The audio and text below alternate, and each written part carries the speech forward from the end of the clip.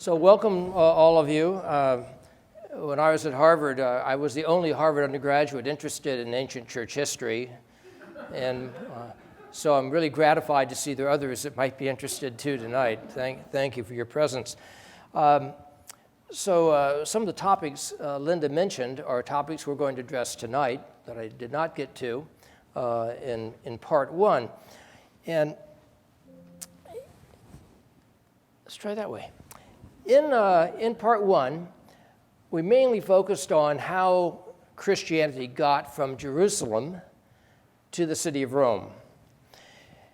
And we covered the fact that Christians were in the city of Rome probably by the year 41 and certainly by the year 49.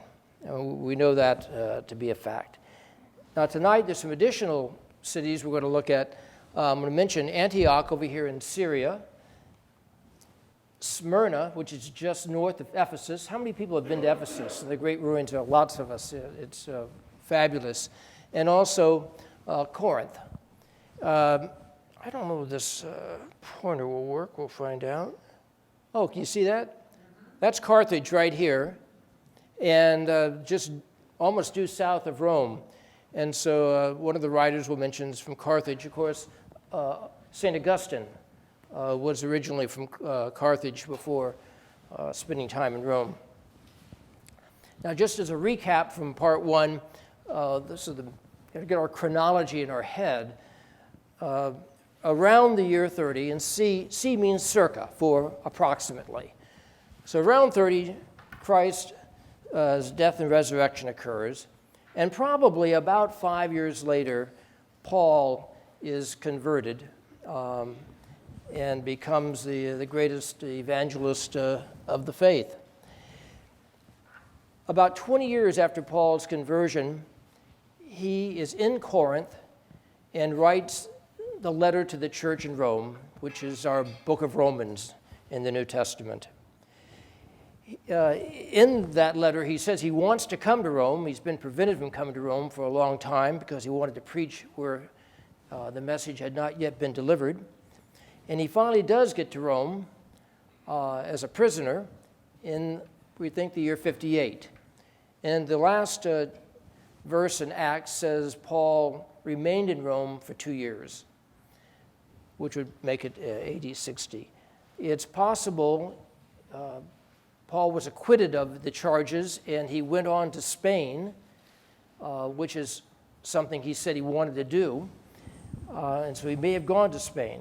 And if so, he probably returned to Rome, and tradition holds that he and Peter both perished in the persecution of Christians after the Great Fire of Rome under the Emperor Nero. So we're going to pick up tonight and talk about these topics. Religion and Roman life. I mean, what was the religious culture that Christians found when they came to Rome?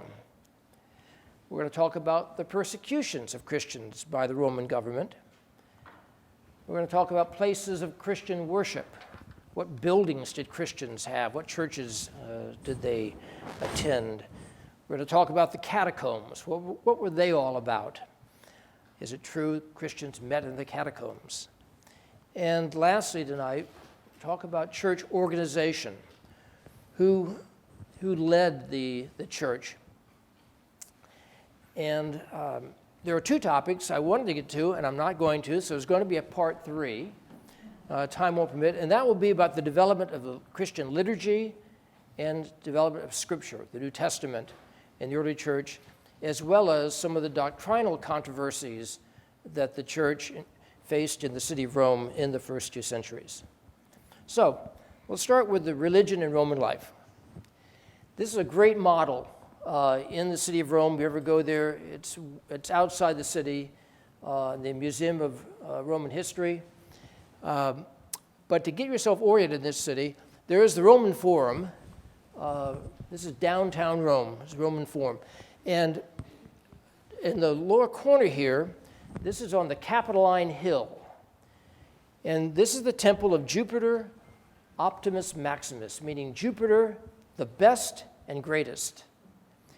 This was the most important pagan temple in Rome because here the temple was dedicated to Jupiter, king of the gods, Juno, his wife, and their daughter Minerva, the goddess of wisdom. So there were many, many temples in Rome, each one dedicated to the worship of a particular god or gods. But this is the most important one here. Another kind of temple, this one here is the temple of the Divus Julius, of the divine Julius. After Julius Caesar was assassinated, the Roman Senate actually voted to deify him. You can become a god in Rome if the Senate votes you in. And so they did. And this became somewhat of a pattern for emperors, that the Senate would deify the emperor, and that would be a new temple in town. And each of these temples had their own clergy, priests that would conduct rituals to honor whatever god is being reverenced in the particular temple. Now, I'm sure many of you have heard of Vesta, the Vestal Virgins. In the temple of Vesta, right here in the forum, was the home of the sacred hearth and flame of the virgin goddess Vesta.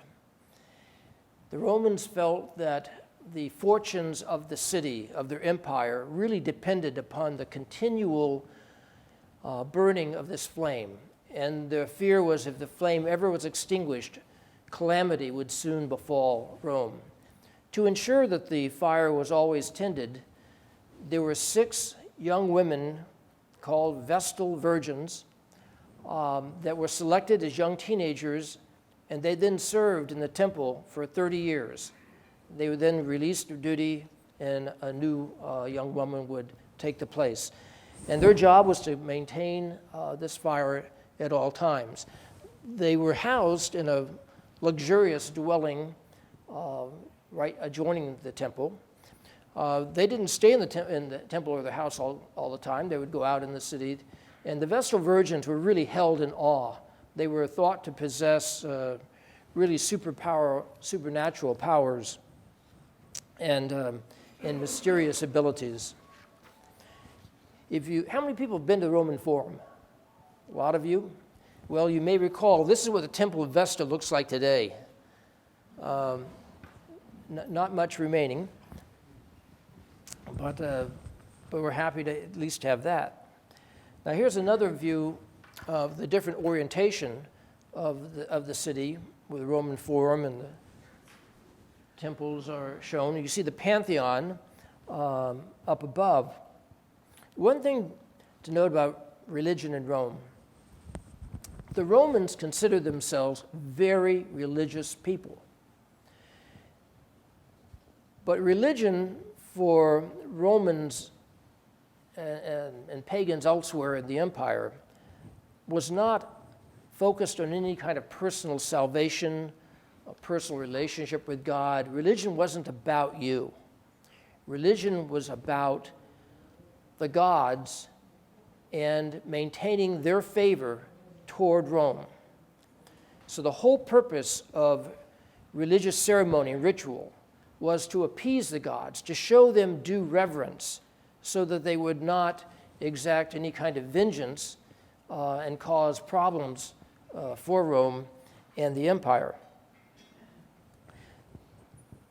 In each of these temples, rituals were observed regularly. They had many public ceremonies where everyone would come forth to witness and participate in these ceremonies. But there was no sense of personal spirituality. That just wasn't the point of Roman religion. But it was essential. And anyone who didn't participate was viewed with suspicion and animosity. Most of the people who lived in Rome weren't born in Rome. They weren't Latin-speaking Romans. When Rome conquered the Mediterranean world, as it conquered one province after another, it brought back captives, slaves, to Rome, and virtually all of them spoke Greek. Greek was the English of the day. So most of the people living in Rome were not from Rome, and they spoke Greek. Of course, there was a core body of Latins speaking Italians who lived in Rome. The Roman Empire had a very egalitarian approach toward foreign religions. It did not in any way mind the continuation of a religious tradition in a land that it conquered. And when people were brought back to Rome, they would bring their own reverence for their local native gods to Rome. That was okay, as long as you understood that the most important thing was honoring the Roman gods, paying them due reverence so that the welfare of Rome would continue. And because foreign pagan religions were not monotheistic, they were pantheistic, that wasn't a problem for gods coming from Egypt or Syria or Greece. And Rome, over time, would often adopt and incorporate these foreign gods into their own religious pantheon of deities. We see, for example, this is just near the Pantheon is the temple of Isis and Serapis. These are Egyptian gods, but they became established in Rome, and it was perfectly okay to go worship those gods, and anybody there worshiping would also be very happy to worship Roman gods. It's like the more the merrier. The more gods we appease, the better off we are. You can see where this is heading for Christians. Some of the notable foreign gods and additions are Isis and Serapis. You may have heard of the god Mithras and the Great Mother, the Magna Mater god. They all had their temples in Rome. Another important thing about these pagan religions is they didn't impose any moral standards of conduct. It was these were mystery religions, and they appealed to individuals' sense of spirituality by offering an explanation of the mysteries of the universe. And you would be initiated into these mysteries through certain rites that would be conducted in the temple. But after that, there was no admonition about how you had to conduct your life, which was very different from both Judaism and Christianity. Now, I'll mention Judaism. There were a lot of Jews in Rome. Rome itself in the empire was probably 1 million people living in this city. And scholars think that probably 50,000 of that million were Jews. Jews, of course, are monotheistic. And you'd say, well, how did they get along? Because Jews aren't going to worship the Roman gods. And that's true, they didn't. But Rome carved out an exception for the Jews because the Jews were from a particular region with a particular religious tradition that was ancient. Rome respected ancient tradition. And so Jews were never required to participate in pagan rituals that would honor Roman gods. So let's go on. Were the Christians persecuted? And of course they were, but why? The first persecution we know about was this great fire. We talked about it in part 1 under Nero. Nero blamed the Christians for setting the fire, and many Christians were tortured and put to death as a result. There is not a scholarly consensus of whether the Christians really had anything to do with the fire. Some historians don't even mention Christians in connection with the fire, but Tacitus says Nero blamed the Christians and persecuted them. And that was in the year 64. But between 64 and the year 200, the next 150 years, there was no imperial persecution of Christians. The government did not seek out Christians to persecute them. Any persecution of Christians by the government was a result of some private initiative.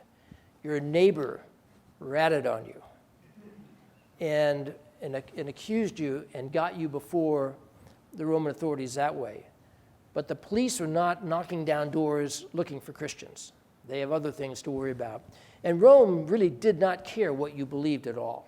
Again, the only thing they cared about is just honor our Roman gods so we don't have calamity.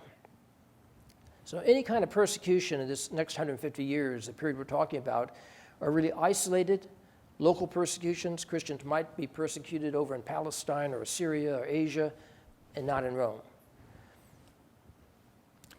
That changed in the mid-3rd century, where the Roman Emperor Decius did put forth an edict that was in effect throughout the empire that did bring Christians under severe persecution.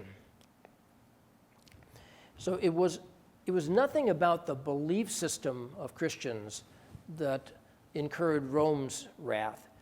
It was their obstinate refusal to honor the gods of Rome, on whom Rome's welfare depended. This is what infuriated not just the government, but other Romans. Because the fear is that if you don't participate with the rest of the community in honoring the gods, bad things might not happen to you, it could happen to me. There's a lot at stake here, because there was this almost universal belief that there are supernatural powers. I mean, the Romans were not atheists in the sense they didn't believe. They believed there were supernatural powers, and we needed to appease them.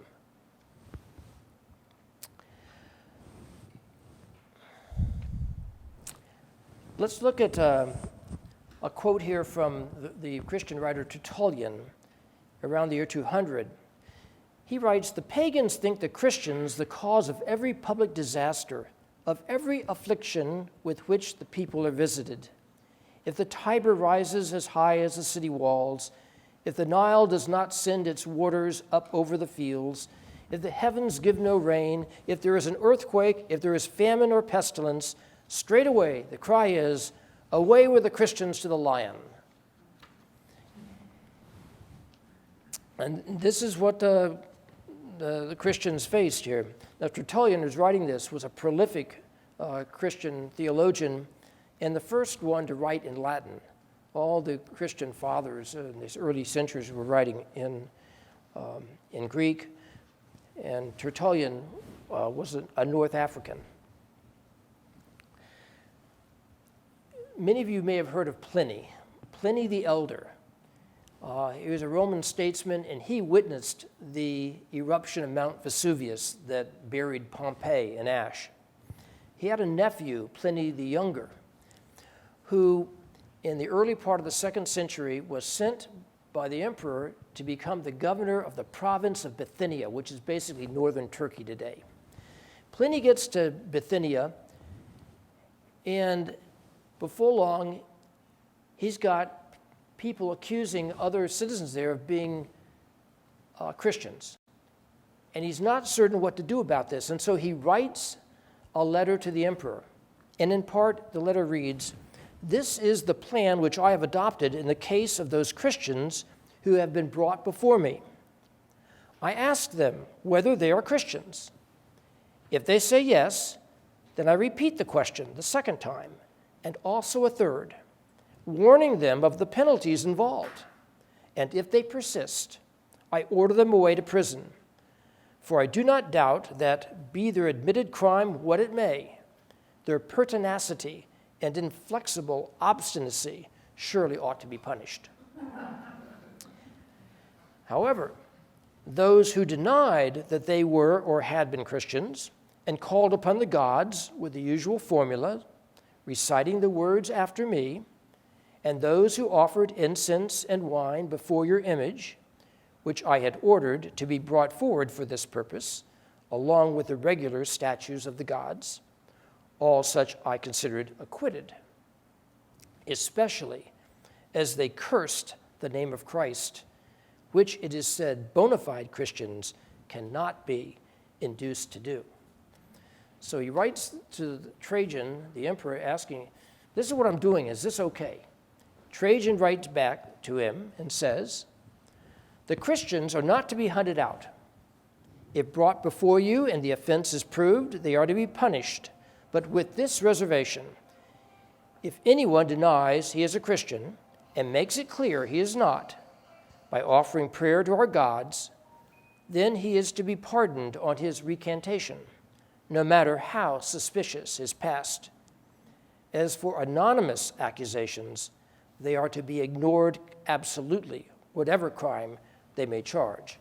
Because Pliny told the emperor, I'm getting some anonymous accusations, what should I do with those?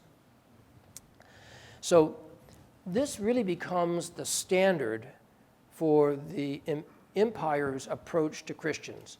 We're not going to hunt them out, but if they're brought forward and don't recant, then they're going to be punished, because these are bad people. Because good people in our empire will worship the gods to maintain the welfare.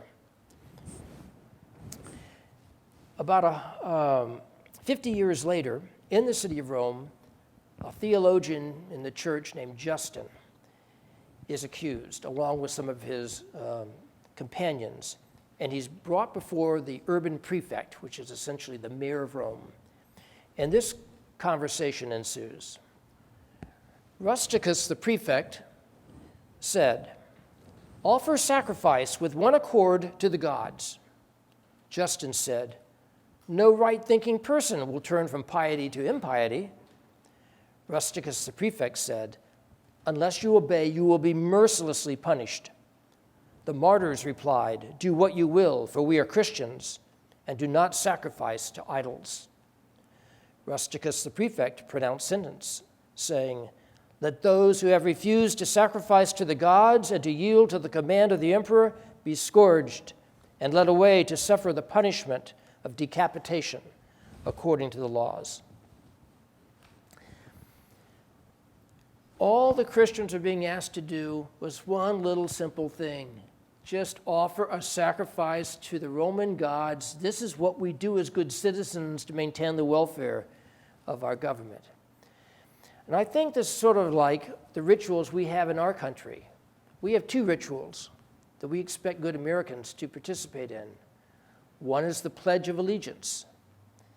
When we're at a civic gathering and somebody says, stand for the Pledge of Allegiance, we're expected to stand, put our hand over our heart, and pledge our allegiance to a secular government. And if somebody, as a matter of religious conscience, said, the only allegiance I will ever pledge is to God, and refused to stand and say that, we would think that's a bad American. And the other ritual is the singing of the Star-Spangled Banner. When that song is performed, we're expected to stand up, take off our hats, put our hand over our heart, and maybe even sing along.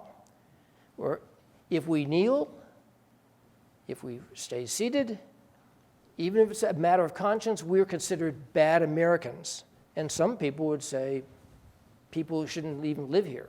So if you think of it that way, I think you maybe understand why Christians were so reviled by pagans. They weren't good Romans, but again, with the added problem that their non-compliance is going to bring harm to the rest of us.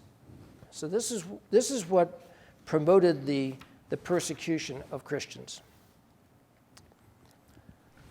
Let's take a look at where Christians worshiped in Rome. Now here's a map of the ancient city. And right in the middle, you'll see the Roman Forum, the Colosseum, Circus Maximus right below that. The blue river is the Tiber River, and on the west side of the river, is an area called the Trans-Tiber, across the Tiber. And this is right next to the Janiculum Hill. And there's also another area to the north, the Trans-Tiberum, near the Vatican Hill. I don't know if you can read that up there. Yeah, I think you can. And you see in the box there's a circus. That's the Circus of Nero. St. Peter's Basilica is built on top of this circus. And we went over that in part one of this lecture. And the obelisk that stands in front of St. Peter's today out in the plaza, this is from Egypt, 2,000 some years, 3,000 years old, used to stand in the middle of that circus. It got moved when they built the basilica. Most poor people in Rome lived in this region 14, the Trans-Tiberum region. This is where foreigners would come to town and live. This is where most Christians would have lived in the first 2 centuries. The more established, wealthier people would have lived on the east side, nearer the Forum, although there were pockets of poor people there as well. But most Jews lived on the west side, this Trans-Tiberum region, and since Christianity entered Rome through the synagogues and the Jewish community, it's virtually certain that Christians initially were in this area. And I repeat that even though the language of the Romans was Latin, everybody in the Trans-Tiberum region is speaking Greek. It's like Spanish in Miami. It's like Hispanic, really, it's just the Hispanics, there's as many Hispanics as there are English speakers, maybe more. And so it was predominantly a Greek-speaking area. So how many church buildings do you think existed in Rome before the year 200? People could go to church and worship. 0. That's right. There were no freestanding churches, church buildings, before the 4th century in Rome. So where did Christians worship? Well, let's start here. This is an apartment building, artistic representation of what an apartment building would have looked like, but it's based on ruins that they've discovered in Rome. These are typically 4 to 6 stories tall, although there were some that were taller. They were poorly built. They collapsed frequently. They caught fire a lot. But there were thousands of these buildings in Rome. If you have 1 million people, and you had to house them in a confined space of a few miles, they're not living in homes like Pompeii. Now, there were some fabulous villa-type houses, but only for the ultra-wealthy in the city of Rome. By far, the great majority of people lived in buildings like this.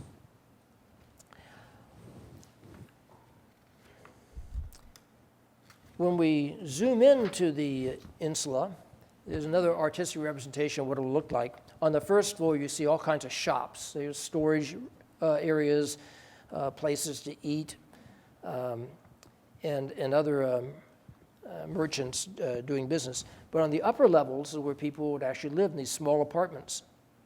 You know, there are no toilet facilities. There were public facilities for that. There's no bathing. You would have a public bath for doing that. Most of the insulae had a courtyard, and maybe you can see that at the top. But the initial Christian places of worship were in these buildings. Somebody's apartment would host it. I think the Church of the Redeemer got started in John Gillespie's house, really across the street. And that's what it was like in early Rome. Now, as the church congregation gained in size, the congregation would outgrow a particular apartment.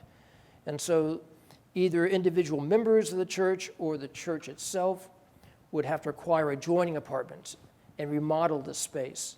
And particularly as the liturgy developed, the church needed separate rooms for different portions of the service. One important need was to separate the catechumens from the baptized Christians. A catechumen is someone who wants to become a Christian and be baptized, but is undergoing a period of instruction before the baptism takes place. And non-baptized persons were not permitted to witness the Eucharist. And so they had to have a separate room.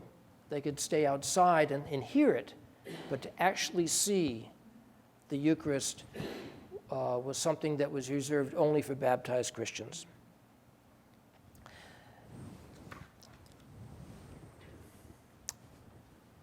This is the beginning of Romans, Paul's letter. And he writes, to all God's beloved in Rome who are called to be saints, grace to you and peace from God our Father and the Lord Jesus Christ. So he's writing this letter about the year 55. There aren't a lot of Christians in Rome at this time. It might have been a couple hundred. It's a small group, but even those are probably scattered in different apartments, because at that time there's nobody's apartment big enough to even hold 200 people. So we probably have multiple congregations in the city, and Paul's writing to the beloved in Rome. That's a little different for him. Usually in Paul's letters they begin to the church in Corinth, to the church at Philippi. But here he's writing to the beloved. It's a little more amorphous introduction. At the end of the letter to the Romans in chapter 16, Paul has an extensive list of greetings.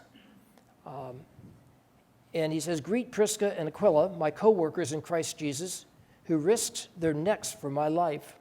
Greet also the church in their house. And he mentions many more Christians here. But the suggestion is that this isn't the only house. There is a church in their house, but there are other houses as well. In Paul's letter to Philemon, he begins at Paul to Philemon and the church in your house. So this is where Christians are meeting. And Philemon lived in Colossae, which is a little village near Ephesus. Returning to Justin, the theologian in Rome who was martyred, in this conversation he's having with the urban prefect Rusticus, Rusticus says, where do you assemble? Justin said, where each one chooses and can. Do you really think that we all meet in the same place?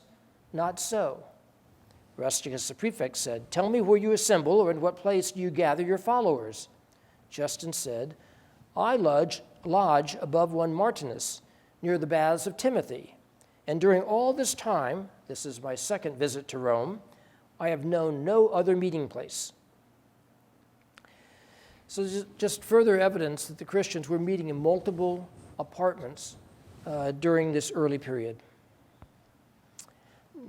It's not until the legalization of Christianity in the 4th century that we start getting basilicas built for Christians to worship in. And now the catacombs. Who's been to a catacomb? All right, about half of you, that's good. They're quite amazing to see. The catacombs were underground cemeteries for Christians. Now, there were some Jewish catacombs too, where Jews were buried underground. Catacombs were not built as or used for places of worship. Just physically, they're not even designed to hold a congregation. There are some chambers in catacombs, but even so, getting 50 people would be really hard to do. Rome itself had no free public cemeteries. If you died, and if your family had some money, they could purchase a plot for you in one of the private cemeteries to be buried, or if you were a slave or worked for as a freedman for a wealthy person, that wealthy family may have a cemetery in which their slaves and freedmen could be buried. But if you didn't have that, basically your corpse would be tossed into some big common pit and just left to decay. Although cremation was a preferred form of handling remains in the early empire, by about the year 150, burial had become the more popular custom, particularly for people of wealth. And they would construct a mausolea above ground to honor their deceased family members. Now, Roman Christians did not have any cemeteries of their own in the first century. But probably in the early second century, Christians were able to find burial spots in the cemeteries of some more prosperous members of their congregation. Probably in the year 100, 60 years after Christianity first comes to Rome, there's maybe 1,000, maybe 3,000 Christians in Rome. There are not a lot. So when Peter is buried, and we think he is buried on Vatican Hill underneath what's now the St. Peter's Basilica, that was a cemetery. He was buried in a common cemetery, and in the excavations under St. Peter's, they found not just what we think is his grave, but also obvious pagan graves. So it was not a Christian cemetery in the first century where Peter's remains were placed. So we think that the cemeteries that were owned by more prosperous members of the Christian congregations were made available to their fellow Christians in the congregation to be buried. And by this time, Christians did not want to be buried with pagans. They wanted to be buried apart from them. As more and more Christians were to be buried, however, you were running out of space. And you couldn't just go out and pick any spot. You had to actually own title to a piece of land to use it for any purpose. And so, because of the unique geologic formations in Rome, much of the area underground is a very soft rock, like a limestone. If it was all granite, there would be no catacombs. But because it was soft, it was easily cut into, and they were able to carve what became this vast network of catacombs. But they went down because there was no more room to go out. Most of the catacombs are on the roads leading out of Rome. Roman law prohibited any burial within the Roman walls. So everything's outside the walls. And I've highlighted here Vatican City up in the upper left, and also the catacombs of St. Callistus here.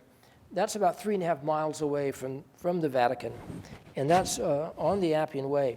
There are 40 known Christian catacombs in Rome, but only 5 are open to the public. The catacombs collectively have over 60 miles of galleries, these aisles in which the burial slots were built. And scholars think there were over 500,000 Christians buried in these catacombs, these 60 miles. I mean, some think it was many million, or at least a few million, but at least over 500,000. And they were, constructing these roads leading into the city. Now, if we zoom in here, we see the catacombs of St. Callistus, and you see it's right next to the Appian Way, the most famous road leading out of Rome. And to the left, you see the catacombs of St. Domitilla. Now, these catacombs are the oldest, along with the catacombs of Priscilla, which is on a different road in Rome. And the catacombs of St. Domitilla are actually the largest catacombs in Rome. The scholarly consensus is that the catacomb of Domitilla was built on land owned by Flavia Domitilla. She was a likely wealthy woman of the late 1st century. And it was her family that owned this.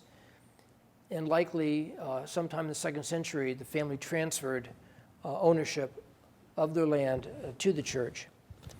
And sometime in the late 2nd century, whether it was Domitilla, it was probably not Domitilla at that point, but Callistus, the catacombs of St. Callistus, became a cemetery acquired by the church in its own name as a gift from the Cacilli family who owned the property.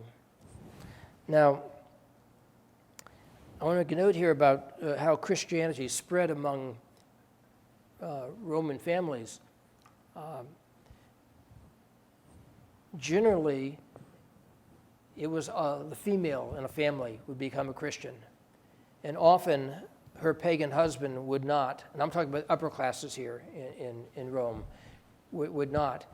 But it was almost always the case that once a pagan woman converted, her children were Christians. And that's how Christianity spread among the upper classes, was a female convert, raised her children as Christians. They then had Christian families, and so Christianity spread that way. A notable pagan in the 2nd century named Celsus he ridiculed the spread of Christianity. He said that Christianity is for the foolish, dishonorable, and stupid, and for slaves, women, and little children. Now, Hippolytus was another prominent Roman Christian, and he writes in the early 3rd century that after Victor was the bishop of Rome, after his death in 198, Zephyrinus, having had Callistus as an assistant in the management of his clergy, honored him to his Victor's own damage.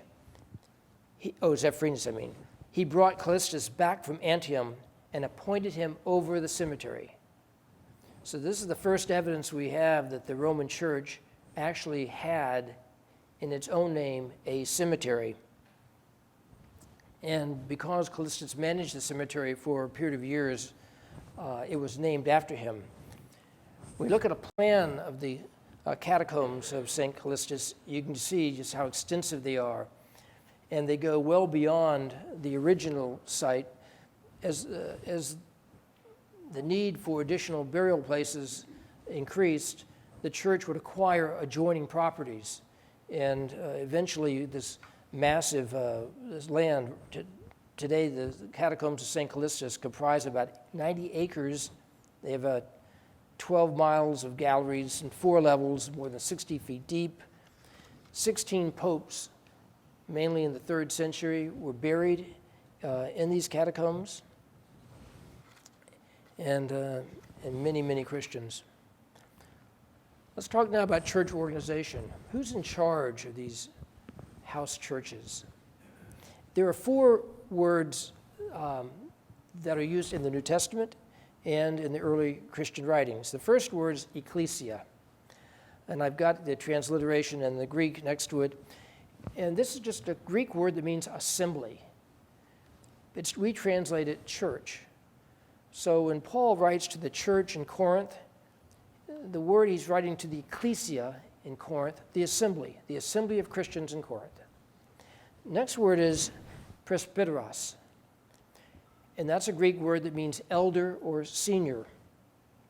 Now, we derive in English the word priest from presbyteros, but in the New Testament, under virtually any translation I've seen, presbyteros is never translated as priest. It's always translated as elder.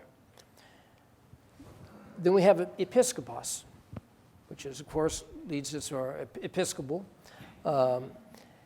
But in Greek, the episkopos is a word meant overseer. It's translated as bishop. But initially, when the New Testament writes about episkopos, we talk about the overseers, the people in charge. And lastly, we have diakonos.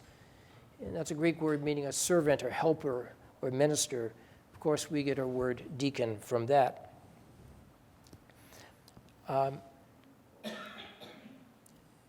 Interestingly, although translations in English of diakonos consistently say deacon, in the King James Version, in Romans 16:1, where Paul talks about Phoebe, a diakonos, the King James Version doesn't call Phoebe a deaconess, it calls her a servant. I think there is probably some male bias going on there that wouldn't recognize in the 17th century the position of a woman as a deacon in the church. In the New Testament, presbyteros and episkopos can be used interchangeably, as Luke does in the writing of Acts. At one point, where Paul is summoning the bishops, the overseers and elders from Ephesus, and then he uses the same term to refer to either one. So it's a little mushy in the first century of who's in charge of these congregations. When we look at Paul's letter to the Philippians, he says, Paul and Timothy, servants of Christ Jesus, to all the saints in Christ Jesus who are at Philippi, with the bishops and deacons. Now this is interesting because it's not merely the saints he's writing to now, but he's writing also to the bishops and deacons.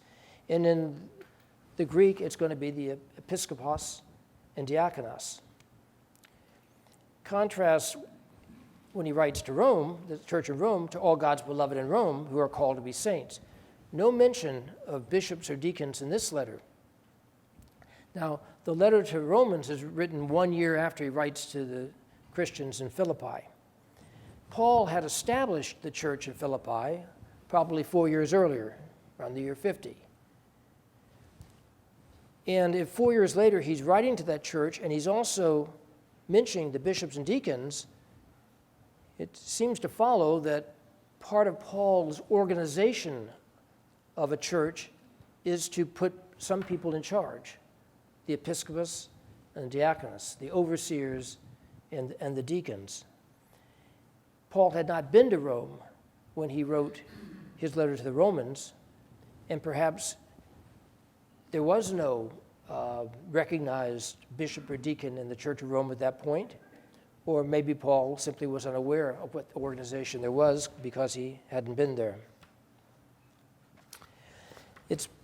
It is conceivable that Paul himself is responsible for creating these roles of ministerial functions.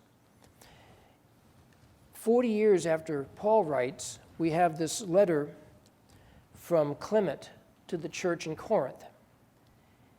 And the letter says, the apostles, preaching in country and city, appointed their first fruits to be bishops and deacons of those who should afterwards believe. Now, the apostles for Clement were Peter and Paul. And certainly, since we know in the letter to the Philippians there were bishops and deacons in a church Paul had founded, it is certainly consistent that Clement 40 years later would say that the apostles appointed bishops and deacons. In the same letter, he said the apostles appointed those ministers already mentioned, and afterwards gave instructions that when these should fall asleep, other approved men should succeed them in their ministry. This is the first inkling of some notion of apostolic succession, that the apostles appointed the leaders, and those leaders then would appoint their successors. And this doctrine is developed later.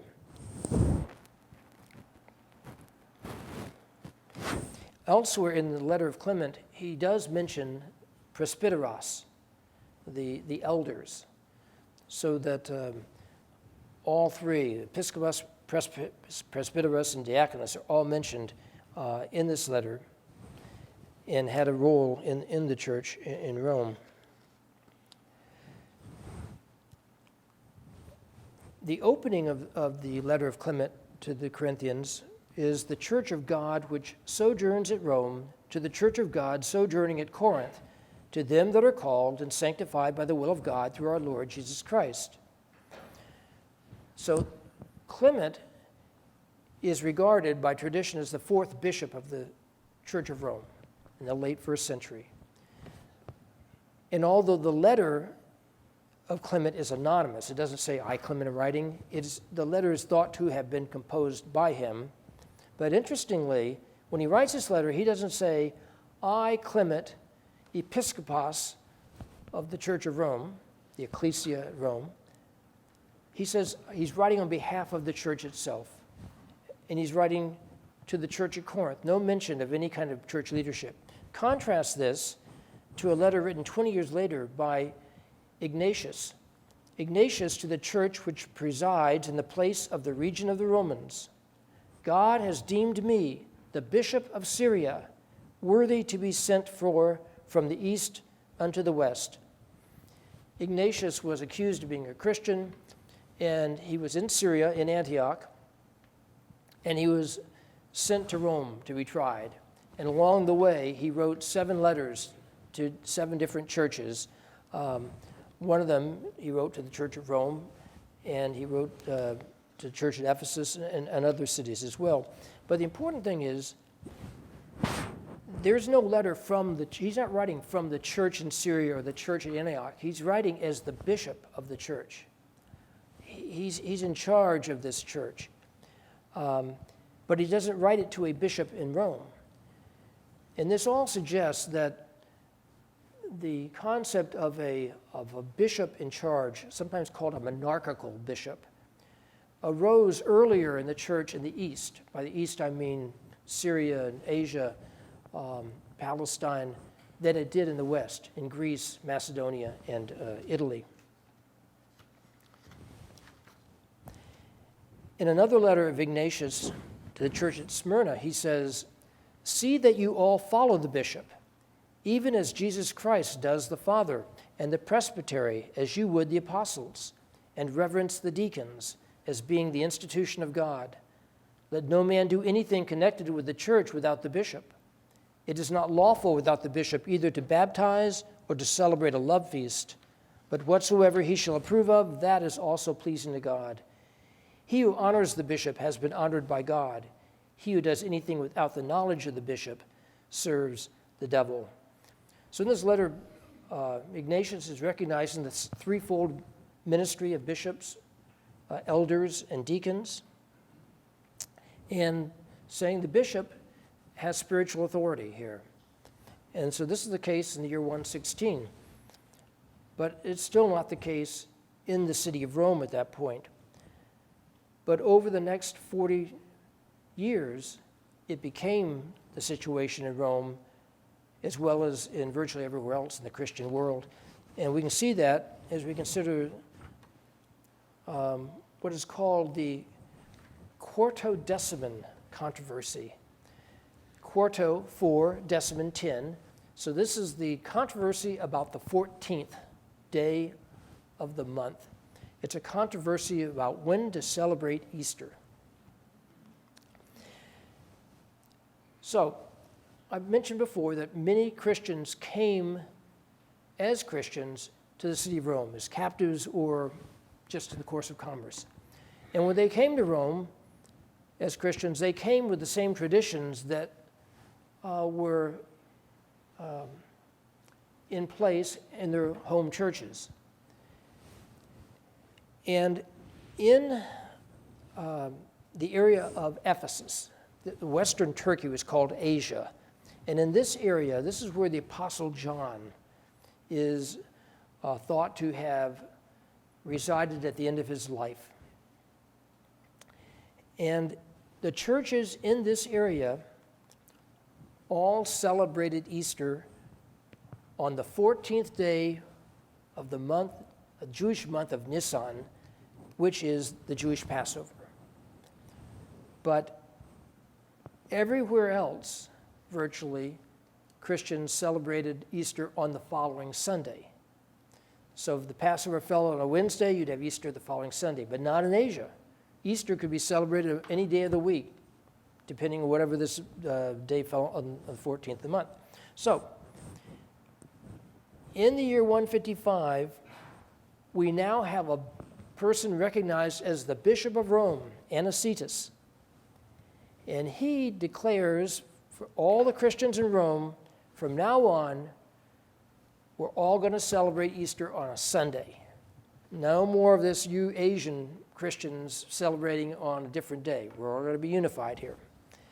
Well, the Asians did not like that, and they appealed to Bishop Polycarp of Smyrna, who came to Rome to reason with Bishop Anicetus. Now, Polycarp is a very famous early Christian martyr, and Polycarp maintained he actually knew as a child the Apostle John in Ephesus.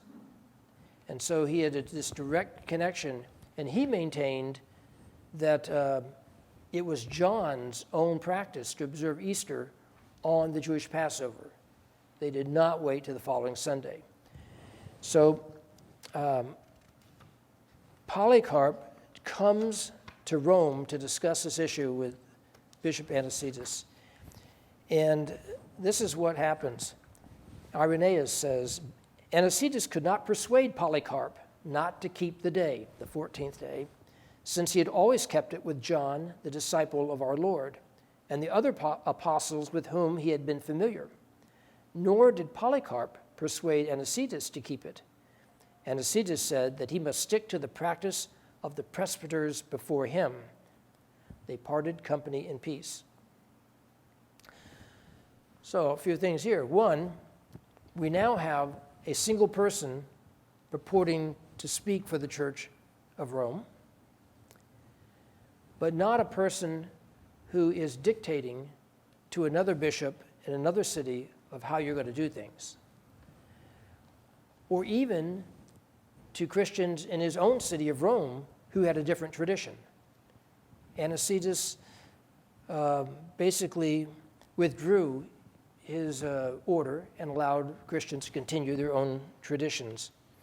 And we know of this from the very first history of the church ever written. That was by Eusebius, the bishop of Caesarea, in the year 325. He collected many documents and wrote the history of the church, from which much of our knowledge of the early church is obtained. The Quartodeciman controversy reappears 35 years later. And at this point, we have a new bishop of Rome, Bishop Victor. And Victor apparently has become exasperated with this variance in tradition within his own church in Rome. He wants to end this observance of Easter on separate days.